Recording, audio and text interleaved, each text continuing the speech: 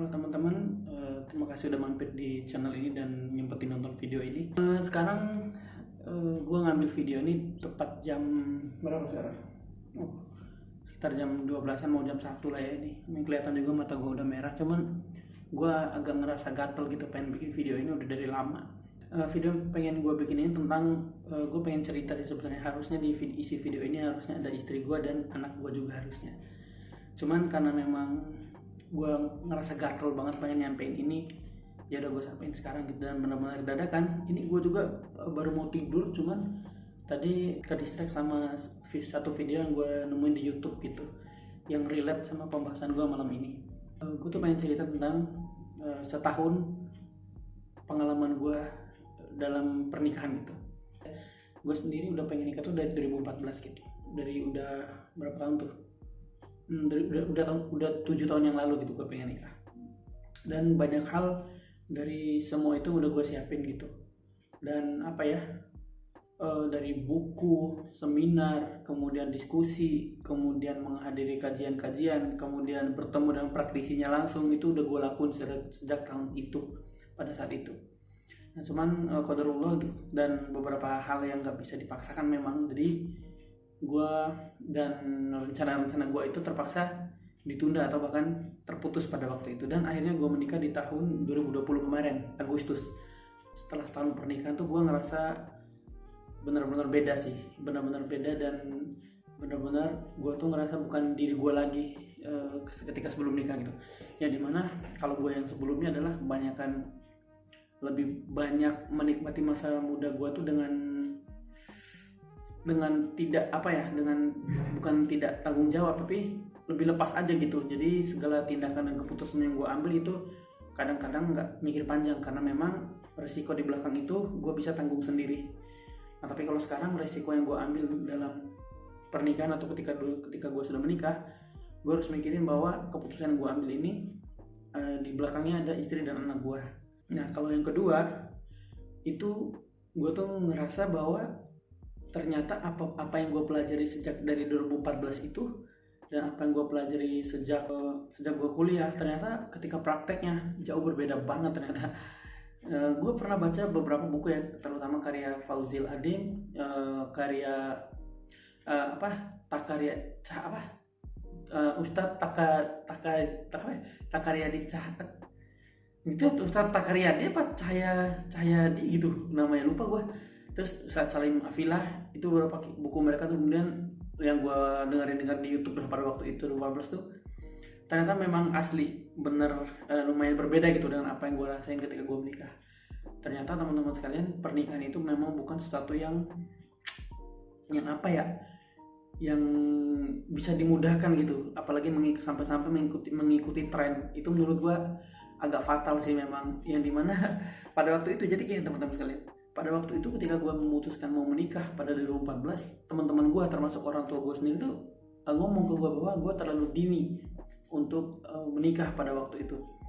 Usia gue masih terlalu kecil untuk menikah pada waktu itu. Cuman yang bisa gue sampaikan adalah tidak dikatakan telat menikah di usia muda, di 20 tahun ke bawah gitu, asalkan dia sudah mempersiapkan itu sejak dia remaja gitu kan, sejak dia muda banget. Akhirnya pernikahan itu bukan sesuatu yang buru-buru, tetapi dikatakan buru-buru menikah ketika dia sudah mencapai usia 27 tahun tapi dia menikah di usia 28 tahun, atau dia menikah di usia yang sama pada saat itu ketika dia sangat kebelet banget pengen nikah. Karena masalahnya bukan di situ teman-teman sekalian. Nah yang paling sering gue temuin di teman-teman gue terutama dan umumnya orang-orang di Indonesia itu menikah itu cuman karena alasan kerja dan cinta. Yang dimana misalkan dalam pernikahan itu mereka tuh harus menyepakati dulu, ini orang punya kerja apa enggak, atau yang kedua lu saling cinta apa enggak sama pasangan lu gitu. Jadi cuma modal cinta, kerja, cinta dan uang gitu. Terus benar sih kata Umar bin Khattab pernah bilang bahwa pernikahan itu tidak hanya dilandasi cinta cinta dan harta gitu, tidak bisa dilandasi dengan cinta dan harta saja. Umar bin Khattab pernah berkata, di manakah iman, di manakah takwa gitu. Karena gini teman-teman sekalian, jauh sebelum membahas tentang pernikahan tuh yang harus dibahas, yang harus dipelajari sebelum menjalin pernikahan itu. Menurut gue ya, ketika gue setahun dan pernikahan ini gue baru ngerasain. Yang pertama harus kalian benar-benar dipelajari, ternyata gue baru ngeh itu tentang psikologi perempuan. Itu harus dipelajari.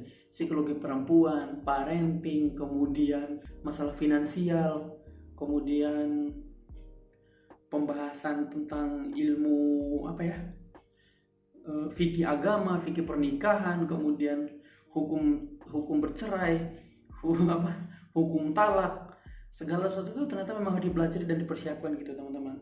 Jadi nyatanya teman-teman saya yang, atau misalkan banyak kejadian di Indonesia itu rata-rata orang menikah karena memang sudah pas jatuh umurnya, atau memang uangnya sudah banyak, atau memang sudah saling cinta.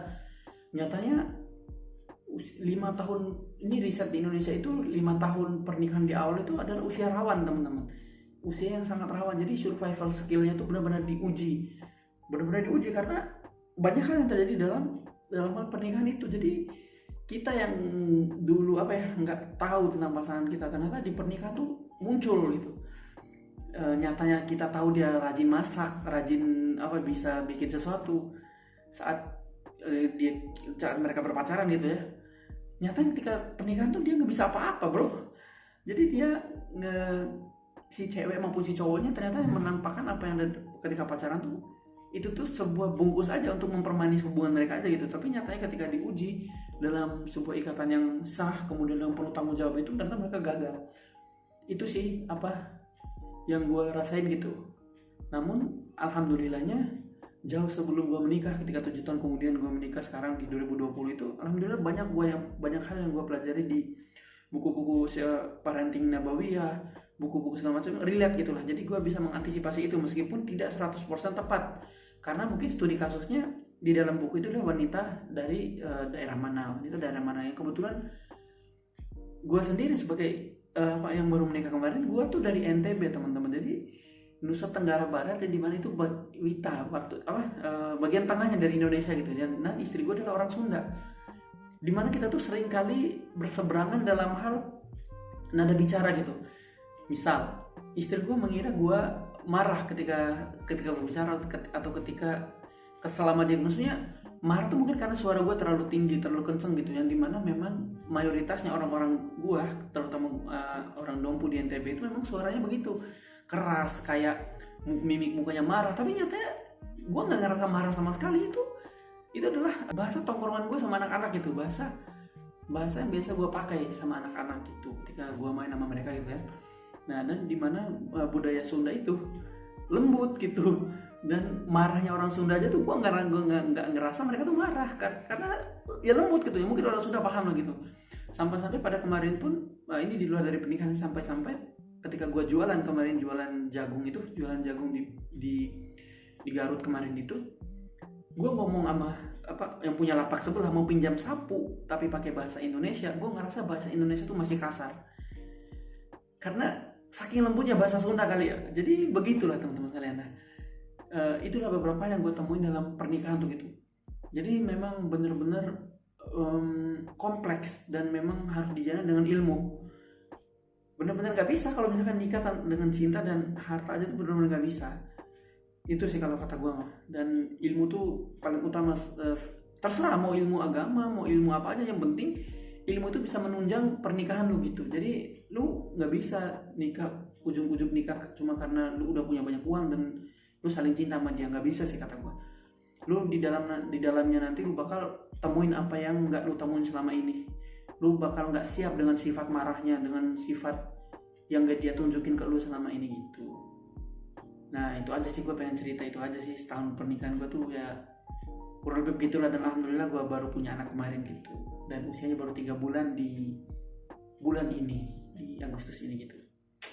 Itu aja ya teman-teman. Nanti mungkin ini video pertama gue dan agak sedikit berantakan, dan mungkin buat teman-teman yang nanya kok subscribernya kayak channel baru, ya emang channel baru karena memang kemarin channel pertama gue, meskipun subscribernya juga dikit, tapi itu menurut gue itu channel yang gue bangun dari awal gitu. Nah kalau sekarang ini channel gue mau coba bikin video lagi yang meskipun kayak gini-gini, tapi mudah-mudahan ada impactnya gitu.